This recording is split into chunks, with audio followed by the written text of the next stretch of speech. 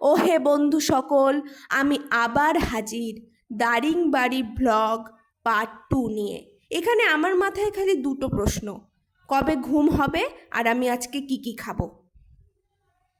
সাইকেলটা রেখেছে, এতক্ষণ ধরে প্যাডেল দিচ্ছে, এগোচ্ছে না কেন সাইকেলটা? এখানে আমি যতটা না ঘুরে বেরিয়েছি তার চেয়ে বেশি আমি নিজেই হারিয়ে গেছি। ডে 3। তো আজকে অনেক জায়গায় ঘুরেছি, কিন্তু আমার ব্রেনের জিপিএস একটা জায়গায় আটকে ছিল: খাবার। মানে আজকের মেন মিশন খাবার। রেইনবো ওয়াটারফল দেখতে এসে আমার মনে হচ্ছে আমি ট্যুরে না, 1 মাসের জিম ট্রেনিং একদিনেই নিয়ে ফেলেছি।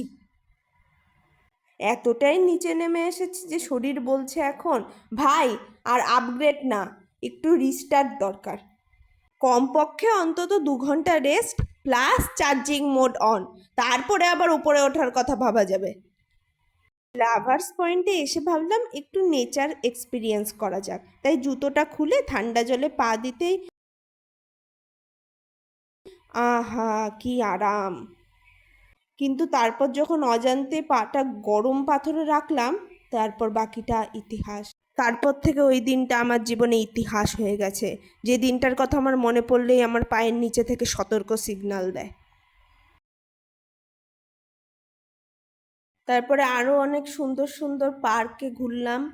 এখানে হাতিরা একদম শান্তভাবে আছে, কোনো কথা বলছে না, কেউ এদেরকে স্ট্যাচু বলে দিয়ে চলে গেছে, তাই এরা নড়ছে না। মেডিকেল প্ল্যান্ট গার্ডেনে এখানে এই সব গাছের এক তো উপরে উড়িয়া নাম লেখা আছে, আর নিচে ইয়ে, আমি তো আনপাড় জানি না, কিন্তু নিচে মনে হয় ইয়ে সাইন্টিফিক নামটা লেখা আছে। আর আর এখানে আমার এয়ারটেলের সিম, এখানে আমার সিমও কাজ করে না, এখানে আমার ডাটাও কাজ করছে না, মোবাইলের ডাটা। তাহলে আমি কি করব এখন?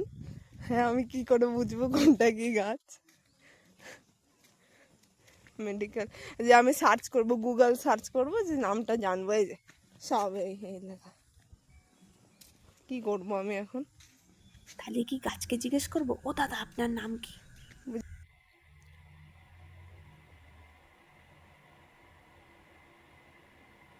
তারপরে আমি টয় ট্রেনের ড্রাইভার হওয়ার চেষ্টা করলাম, কিন্তু এতটাই খারাপ অবস্থা দেখে আমি নিজেই নিজের চাকরি থেকে রিজাইন দিয়ে চলে এসেছি।